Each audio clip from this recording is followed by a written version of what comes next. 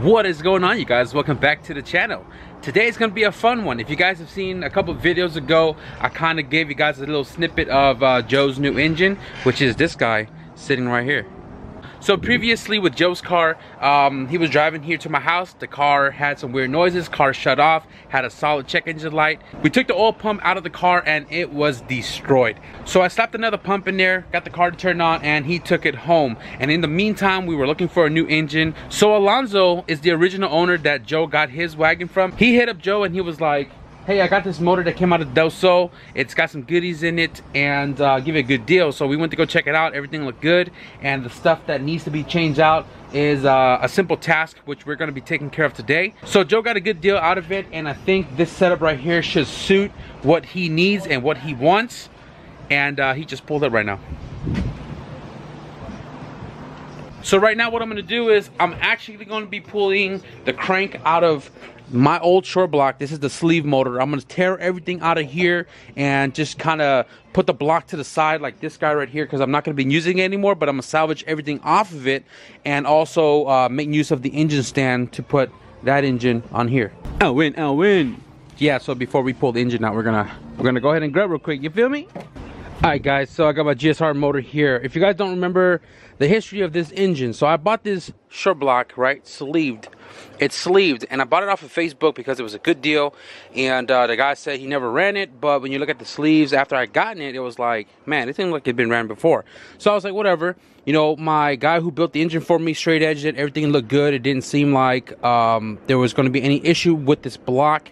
So we went ahead and did the process, whatever. We got the engine put together. We threw it in my CRX. The car made 452 wheel horsepower, right? And then 500 miles later, the sleeve shifted. So these two guys right here are shifted forward, and that caused a lot of blow by to go into my cooling system. All my hoses were bloated, and the car would overheat. So kind of fed it with it, pulled the engine out, and now it has a stock Type R in here. And I'm not going to be using this block anymore. So what I'm doing is I'm taking all the head studs off, the alternators, brackets, you know, oil fitting, whatever. But I'm actually pulling the crank out of this one to put into Joe's engine because I believe Alonzo said that the crank in there has been spun before, like it went oversized. And we're going to be using this one in there with all new bearings, main bearing, thrust, and all that, rod bearings. When you have all these Allen keys and not one fits. Double nut it, break it loose, whatever. If it works, right? Absolutely. Totally. Oh, that VR1 oil though. Let me get a little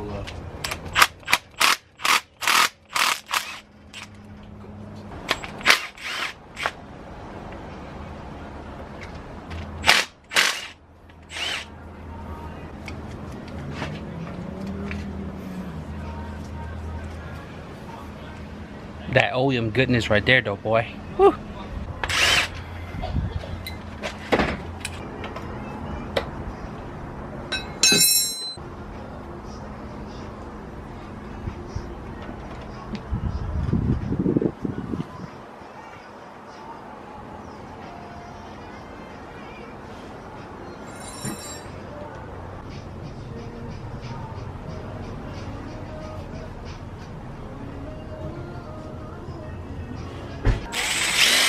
That was us too. We did the...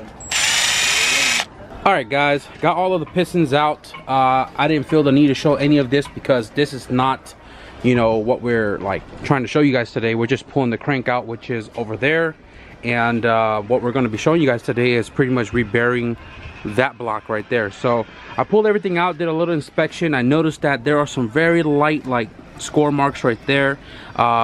But every other bearing looks brand new. And then my only other concern is this one right here. This bearing is super loose inside of the rod. Like it might have been egged out or ovaled out or whatever, but you can see how it sits all weird. And obviously the discoloration right there. So I'm hoping that the crank is okay. I mean, plastic gauge is going to tell me a lot. I don't know ovalness of the journals, but like I don't know. The pistons look good. The skirts and everything looks good on the pistons itself. So These are most definitely reusable. These are the bigger rod bolts as well too, so this one holds a little bit more power than the other small ones. Let me show you guys a little comparison, which is this one right here. So you can see the size comparison of these rod bolts, right? One's small, one's big. One holds a little bit more power, even though these are both Eagles. But yeah, so hopefully I can salvage this for a different block, or I probably would sell it. I don't know yet, but definitely not going to be using it anytime soon. So now we got our crank. I'm going to go ahead and just switch the motors so we can get started on Joe's GSR. Ready?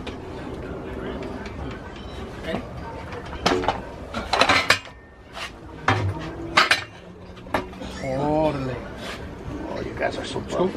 So I don't think I've said too much about this engine the last time I talked about it, but it is a USDM B18C1, and Alonzo, which is the previous owner of Joe's wagon, we met him up at his location, and he showed up with a Del Sol that was turboed. This was the setup that was in that car. It had a Greddy kit on it, and the engine came out. The Del Sol became stock for his kids, and then this engine kind of just sat in his garage because he had another motor that he threw in his DA, and then he took the turbo kit and threw it on there, and then this one he noticed that had a little bit of bearing material on the pan. So that's what we're going to be doing as far as this goes, is we're going to be changing all of the bearings. The crank is right there, and we have King XP bearings, rods, main, and thrust. So he gave Joe a good deal on the long block, and we went and got it. And the reason why I say it's a good deal for the long block is actually, you know what, let me just flip the engine around and show you guys.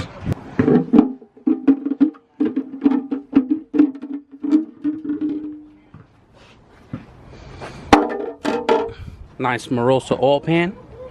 Go ahead and wipe that off real quick. So this motor is a piston rod setup, and it's got the big rod bolt. So I believe these are Wiseco's. Hey Joe, were these Wiseco's? Yeah, he told me Eagle everything, but I believe you confirmed they were Wiseco's. Yeah, so Wiseco pistons, Eagle rods, Eagle head studs, and pretty much stock head. And the deal also came with a skunk tube intake manifold, which is right there. For how much again, Joe? $800. So the only thing is, I believe 1, 2, 3, 4, number 4. Compression. I believe 4 was the one that was like slightly making noise. You can kind of move up and down. I don't know if you guys can see that, but a little bit. All the other ones are perfectly fine, but we're gonna change all of it out anyways. Like butter, baby. Like butter. Oh.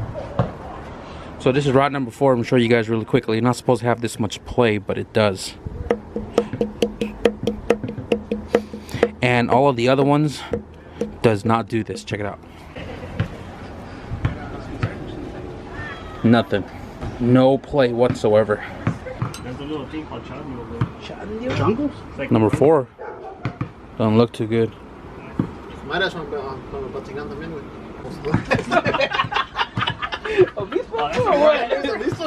Number 1, not too bad. Definitely number 4 though, for sure. I just pulled out, this is 2 and 3. So if you look at number 2, doesn't look too shabby. Number 3 doesn't look too shabby. Again, here's number 1, not shabby. And then number 4, the suspect, is pretty messed up. So yeah, that right there confirms it for me that number 4 needed the bearing. This crank, like I said, it's been oversized. You can see the thickness of the damn bearing itself, and I think the bearing has, it says 0.75 right there, and definitely an oversized bearing.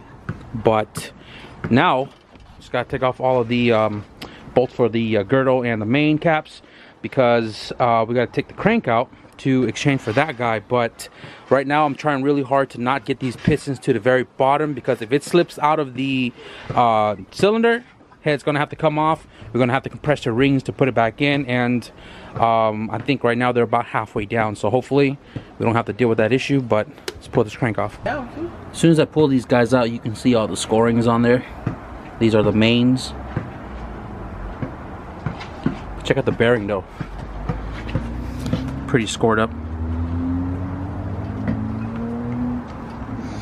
Same for the outers. Just want to confirm this real quick. At first I couldn't see the logo, but you can see the seagull right there. Seagull rods? So I still haven't made any further progress since the last clip because I've been talking to my tuner about specifications, crank, and you know, if it's okay to just slap the crank in here without like polishing it up or getting it checked out. My block didn't have a bottom end issue as far as rotating assembly. It had a sleeving issue, and like I said, my bearings came out super clean, super brand new looking, and my motor only had about 500 miles. So I cleaned all of the surfaces of the journals and pretty much just having them ready for when we do the install of the bearings and crank. So this bearing right here was provided with the block from Alonzo, and when I opened it up the day we got this, it actually has the thrust washers in here as well too, so that's freaking awesome, right? But this right here, part number, it says MB1959. These are supposed to be standard for the crank mains, and this is what we're going to be installing right now. You can see the marking right here on the bearing, STD. That is standard. Now you got to remember that these are supposed to go on dry on the backside, so these are all nicely wiped and cleaned. And I am going to be installing the block side first, and you got to remember that these have two sides to them. You can see right here the top set of bearings has the notches in the center, and then the bottom ones have the notches offsetted. The offsetted ones go on the block. You can see it right there. So I'm gonna go ahead and just put one on for you guys real quick. Make sure you clean off your bearing, and pretty much this just sets into place. Clips on just like that. Make sure it's nice and flush, right? And do the same for the rest. I'm still fresh with this whole engine building thing, and because this is Joe's engine and Joe's been chilling here with me all day, he wanted to learn this as well too, which is like the perfect time to like get hands-on, you know what I mean? So I'm asking around. That's why it's like freaking almost 8 o'clock right now, or actually it is 8 o'clock right now, and we've been at it all morning because we're just like explaining, doing research, calling around tuners, engine builders, just getting some insights on the process to make sure that when we do it right now that we're doing it right. So I explained to Joe a little bit here, and I'm letting him install his bearings, like I said, get a hands-on for his new engine, and he's putting all the bearings in, making sure everything is nice and clean, and just kind of giving him a little rundown on like seating the bearings into place. So he's got one more to go, and then we'll probably get the crank on there. So when I did my Type R rebuild, I have this little folder on my phone, B18C1 specs, and this pretty much like has the rotating assembly torque specification and stuff.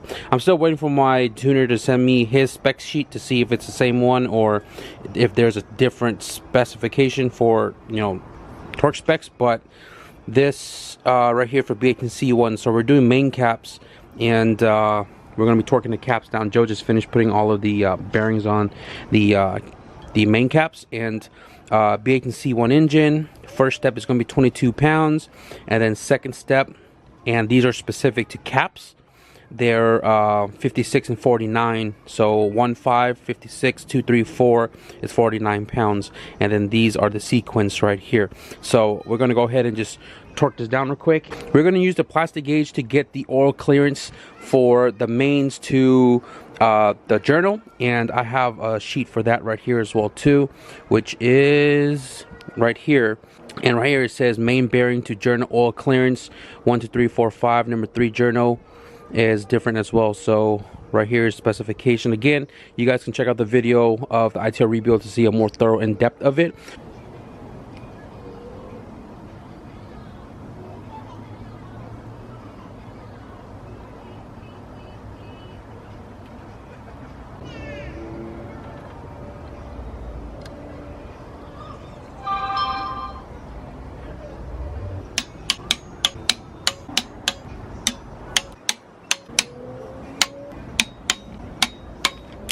Alright guys, so we got all the caps off, and I just pre-checked this real quick, and we got most of these guys in spec except this one right here. This one's a little, like, maybe a smudge over. I don't know if you guys can see that. Let it focus real quick.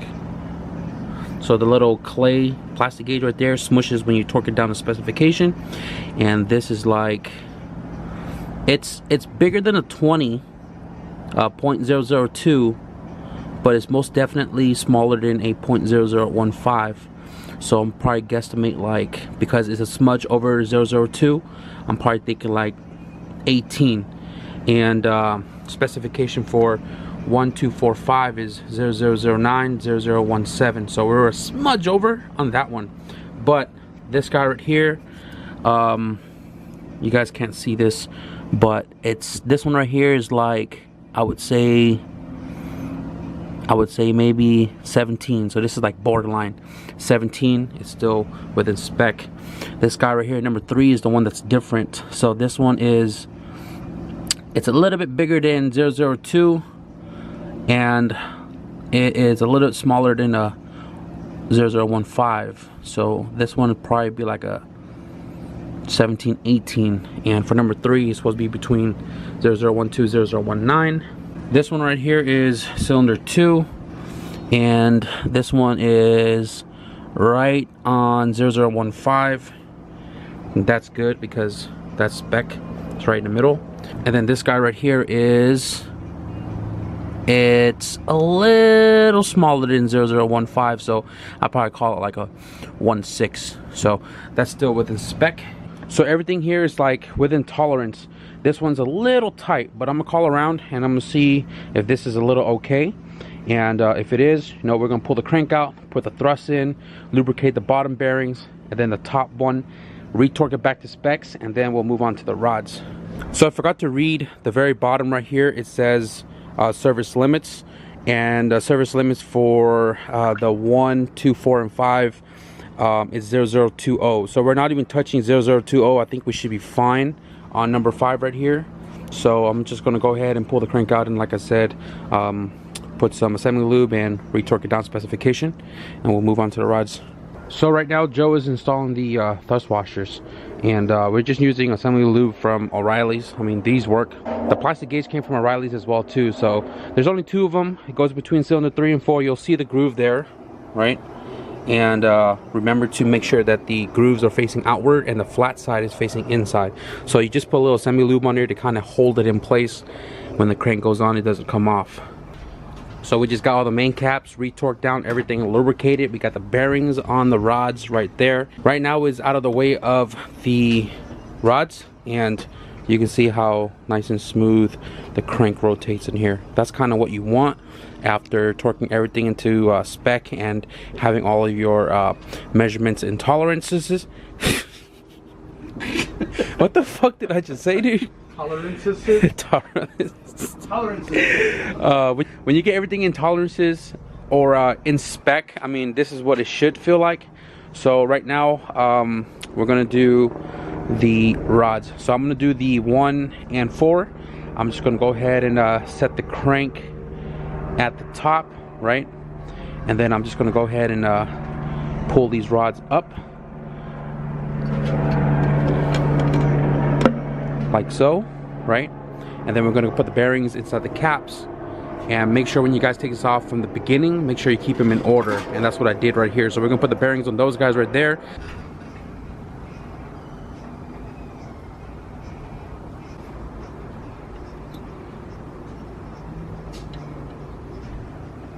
Numero 4. So if you guys look at the rod bolts, right, these are the bigger ones for the Eagle rods. It says on here Eagle 1.5 2000 ARP. You can go online and look at the chart to find torque specs for the specific bolt that you got. So this one right here is the one that we have, material 2000 7/16 socket 1.5. They are 3/8 bolt size, and it needs to be torqued down 43 foot-pounds. So Joe's got the torque wrench ready to go. These guys got plastic gauge. The bearings are in there nice and dry. And the thing about when you torque the rods down to the crank, you want to torque them down, like, I would say this way, because when you're pulling like this, there's no chance of you rotating the crank opposed to if you're torquing it this way, and then you got more chance of, you know, pulling the rod like that, which then spins the crank. So Joe, when you're torquing it, torque it this way, right? So that way the crank stays in its position, so that way it doesn't distort the plastic gauge. Uses its own force. And now we're gonna remove the bolts so we can check the clearances from the rod to the crank journal. All right guys, so I wrote on a piece of paper so you can see here instead of my phone. So rod clearance, it is 0.0013 to 0020. Service limits is 0024. And we just measured it real quick. This one right here, you can't see it probably. It is literally like almost on 15. So we're kind of in the middle of tolerances, which is good. Rod number 1, this one got a little squishy, but it looks to be on 15. And if you're uncertain, the clay, the plastic gauge gets stuck on the other side as well too. So you can see right here, it's a little bit bigger than a 20 and smaller than a 15. So I'm probably going to call that right in the middle, maybe 17-ish, but we're still within specification. As long as we're not past service limits of 0024, we should be all right. So we're going to go ahead and clean this up, lubricate it, and then torque these guys into place. So I'm not even gonna lie to you guys, I somehow mixed up the caps and I had to redo this like a million times. But we got this one right here in spec, it's like 19, and then we had to do this one again like 3 times because I kept smearing the plastic gauge. But check it out, you guys can't really see it, but it's a smudge bigger than 002. I'm probably gonna call it like a 19 or 18, but we're still within tolerance. If you can see down here, I don't know if you guys can see it, again, a smudge bigger than 002 and smaller than 0015. So we're kind of in between those numbers, and that is within the tolerance of specification. Now we're going to clean it up and finalize this last one, guys. So that's going to wrap it up for the rotating assembly for Joe's new engine. This is a B18C1. We just did all new bearings. We did the main bearings, thrust washers, the rod bearings. We torqued everything to specs, and everything is within tolerance. So hopefully this is going to be going into his car real soon. A lot of the stuff right here on the timing side is going to be changed out. We're not going to do it tonight. So all of the other attachment stuff, I'm going to take care of it tomorrow. Joe has a long way home, and it is like 10 something right now. So yeah, hopefully you guys pick up a little something yourself too. Like I said, if you guys want to check out more thorough like engine rebuild, check the link in the description below, just in case you guys missed a card earlier. But we're gonna wrap it up right here, guys. I got a card coming in tomorrow. I think it should be a pretty fun one. If you guys enjoyed today's progress, be sure to give this video a thumbs up, and if you guys want to stick around for when we plant this into Joe's wagon, be sure to hit the subscribe button. But with that being said, thank you guys for watching, and I'll see you guys in the next video. Peace.